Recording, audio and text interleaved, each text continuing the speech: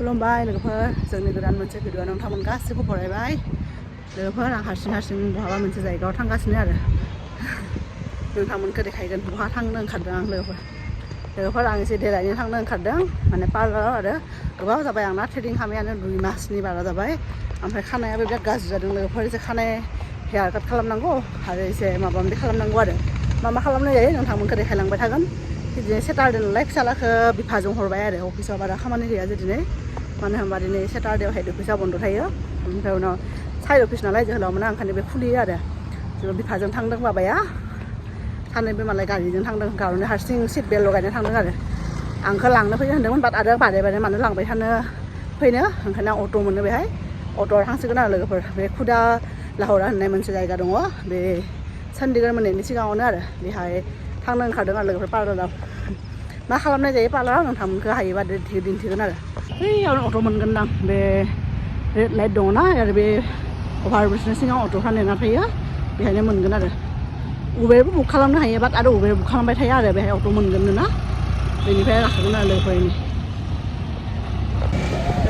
गाखोबाय दसे रां नांगौमोन आरो दसे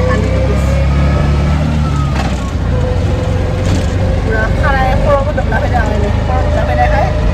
रानाखै रानगोन आरो ड्रायारसो खालामनो आं मोजां मोना जोहोलावा स्कुस खालामो ड्रायार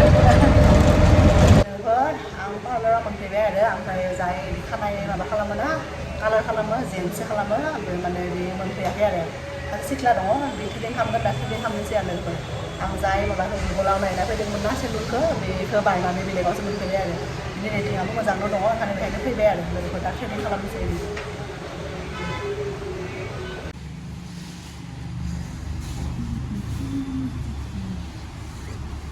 नायदो लोगोफोर आं हाइलाइट खालामदों खानायाव मासो कालार फुनखांबाय ओमफ्राय दा 1 आवारसो थानांगोन आरो राननो अब्लासो कालारा फैगोन ना बेनि उनाव लास्टआव हेयार काट खालामनांगोन आरो दा आरो सिगाङावनो खालामाखै उनाव खालामगोन हेयार काटखौ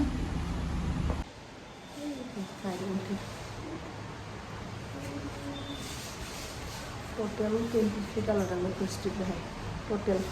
आं फार्स्टआव खम लगायगोन सानदोंमोन आरो नङाबा कालारखौ नुनाय नङाना टटेल 23 आरो मोनसे स्टिकआव हाइलाइटनि मोनसे स्टिकआव 150 गयो आरो 150 पार स्टिक टटेल 23 स्टिक लगायदों आरो दा बिदिनो जिरायबाय थानोसै एसे वाकबो खालामनोसै सिं साबायना जिराय फिसालायाबो बिफाखौ एसे डिस्टार्ब खालामदोंमोन आरो अफिसाव बेदर जागोन होनबाय थादोंनो आरो जोहोलावनि अफिसनि कलिगफ्राथ' सब भेजिटेरियानसो नालाय होमबाबो अर्डार खालामना जाहोगोन ना बिफाया लोगोफोर न'आव दासो मोनफैबाय आरो पार्लारनिफ्राय एकदम 3-3.5 घन्टा नांबाय लोगोफोर बेनि हाइलाइट खालामनाया बेनि माबायदि नुदों लोगोफोर कमेन्टआव खोन्था आरो दा उनथिंथ' देखायनो जोहोलावबो गैया आरो पार्लाराव एसे भिडिअ खालामदों बाट आंनि मबाइलजों खालामाखै आरो बिसोरो बेफोर अबा नायगोन फिसालायाबो बिफाजों थांदोंमोन ना लोगोफोर बिराद डिस्टार्ब खालामदों आरो बियो ओमफ्राय दा बेखौबो माबा माबि जाहोनानै आंथ' आरो बिराद लेट जाबायना फुङाव ब्रेकफास्ट जाना थांदोंमोन फहा ओमफ्राय आरो ओंखाम संनाङा लाङाखै थाब थांनाय ना बेहाय 3.5 घन्टा नांबाय दा अलरेडि 2:30 जाबाय लोगोफोर बिराद उखैबाय आरो ओमफ्राय जाय जायगायाव थांदोंमोन ना खुदा दहरा बेहाय बिरियानि मोनो बिरियानि पेक खालामना लाबोदों आरो लोगोफोर जोहोलाव दोननानै थांबाय ओमफ्राय दा बिसोरो थांनानै अफिसाव लान्च जाहैगोन आंबो जानोसै आरो ड्रेस चेन्ज खालामनानै लोगोफोर फिसालाया बिराद डिस्टार्ब खालामबाय थादों कें कुं खालामबाय थादों लोगोफोर हेयार काटखौ बारा खालामाखै आरो लोगोफोर जास्ट नङाबा कालारा थांगोन ना एसेल' खालामदों आरो जास्ट ट्रिम खालामनाय बायदि आरो बिफाया खालामनो हादों आंनि माने गाव माने मा होनो जाहाथे कालारा मोजां नुनाय बायदि आरो जायाखै ओरैनो नेक्स्ट डे मर्निं मैया भिडिअखौ कमप्लिट खालामनाय जायाखै दा फुंनि मर्निं ब्रेकफास्टनि पुरि गुदुं पुरि सावगासिनो आरो लोगोफोर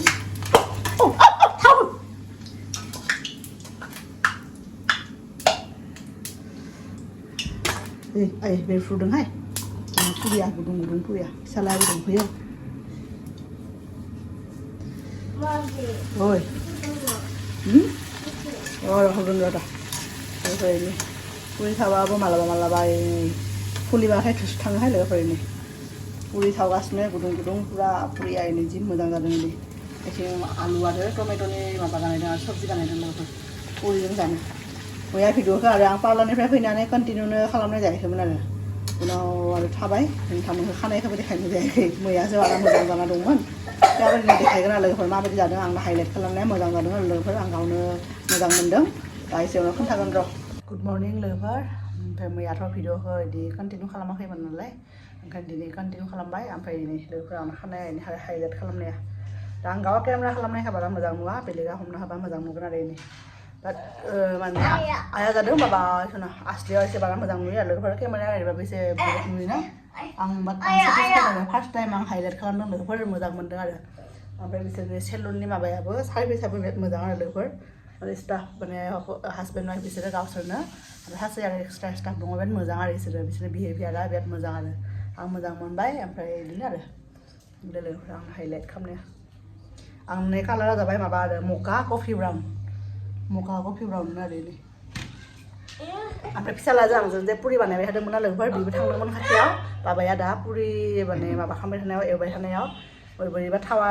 थांनानै बिनि आखायाव नांदों बिसोरा इनि आइया खालामबाय थादों लोगोफोर देखायलाय आं बरफबो फोननो हादों इनि बेनो बरफबो लगायनो हाबाय गोरलैना माने बिगुरा उन्दै मानसि लोगो लोगो ओंखारलांबाय आरो आं गम मोनाखैमोन उनाव आइया खालामबाय थानायावसो गम मोनदों आरो दिनै हराव बाबाया लोमजादोंबो लोगोफोर जि एकदम सिमाङावनो जि रायलायबाय थादों लोमजानानै ओमफ्राय अलरेडि मुलि लाबोनाय दंमोन मुलि मेडिसिन जाहोदों मेडिसिन जाहोनानै मोजां जाबाय आरो पथा जायोनो पथा नङाबा पुरि आरो सबजि टमेट'नि नुनायाव टेस्टि जादों लोगोफोर आं टेस्ट नायदोंमोन आरो सबजिया जोहोलाव बानायनाय सबजिया टेस्टि जाखायो आरोबाबो ओंखायनो बेखौनो बानायनो होयो आं सबजिखौ ओमफ्राय पुरिखौथ' आंनो बानायखायो टमेट' थाबा जानो नागिरो आरोना फिसालाया टेस्टि बाबा हा मा टेस्टिनिलाय खोन्थानो रोंलायलाया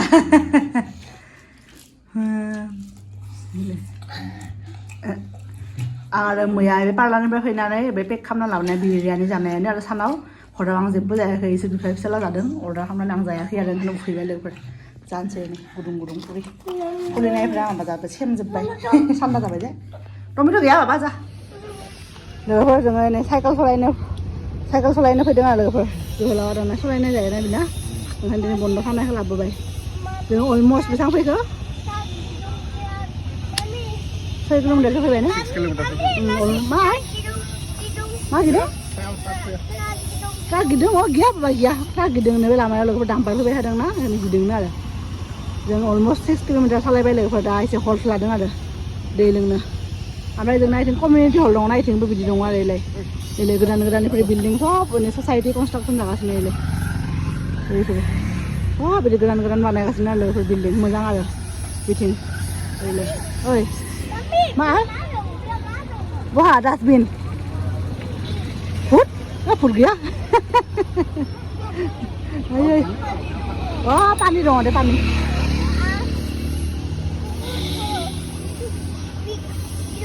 मा दङ गिदिर मा दङ सार्क थाया बेहाय दे माबा तान्जारिफोरनि माबा फेस्टिभेल दङ फरायलाय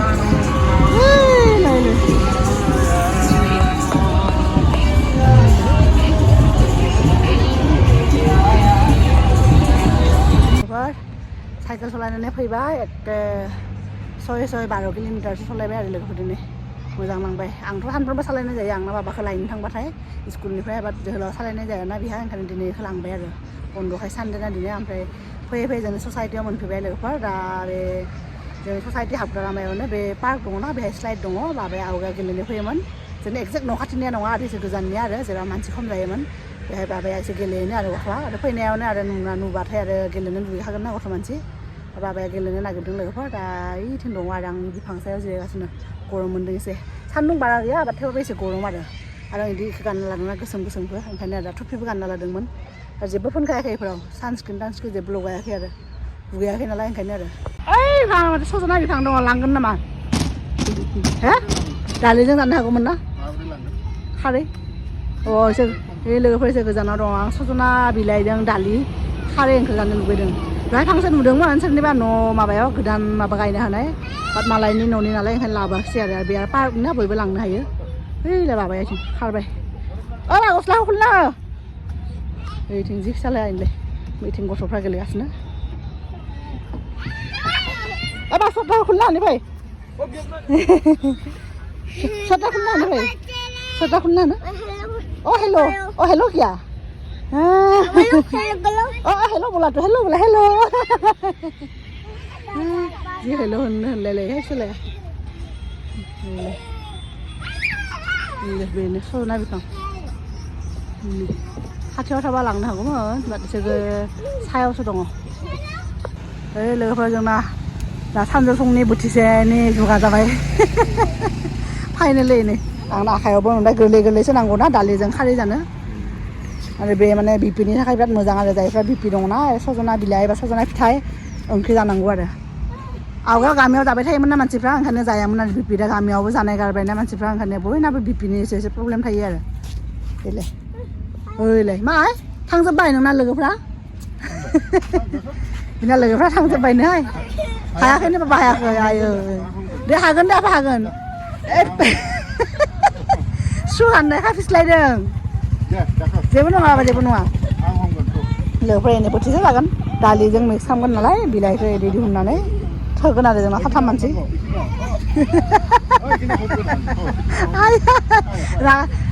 नङा एक्सुवेलि बिना जथाया फिस्ला ओंखायनो फिस्लायदों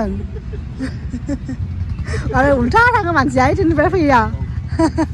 लोगोफोर साइकेल सालायना फैनानै नै लान्चबो बानायबाय नै लाबोदोंमोन ना सजना बिलाइ खानानै ओमफ्राय मुसुर दालिजों खारै संबाय आरो लोगोफोरनि सबाइ बायदि स्लुब स्लुब जागोन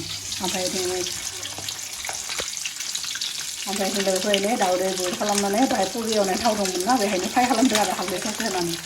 ओमफ्राय बिथिं माबा दंमोन फिसा आलु फिसा बेबि पटेट'जों मुला होनानै मुलाखौ एसे मेजे मेजे हानानै एवबाय आरो लोगोफोर आरो मोनसे आइटेम दङ नैबे लोगोफोर गोबाव जाबाय दिल्लीयाव थानायावनो जोंना फंबाइनि माबाया जानो गोनां बिहामजोआ बे लाबोनो हादोंमोन आरो ना गोरान आगैया ओमफ्राय आगैया लाबोनाय ना गोरान आरो बे लास्ट आरो बे एसे माने गोखा टाइपनि थेवबाबो दा सुनानै माने बाथोन देनोसै आरो लोगोफोर ना गोराना गोखाबाबो जानो हायोना आरो ना गोरानाव होनो बिदिनो सब जगार खालामना लाबाय आरो बेफोर सब मोनजोब्बायनो लोगोफोर दा अनलि बाथोन देनांगौ ओमफ्राय बेखौ एवनानै बाथोन देनांगौ ओमफ्राय ओंखामखौ जामना होनांगौ आरो दा बेनि सिगां सिगां साहा लोंनोसै साहाखौबो अलरेडि लुनानै दोनबाय नालाय कापाव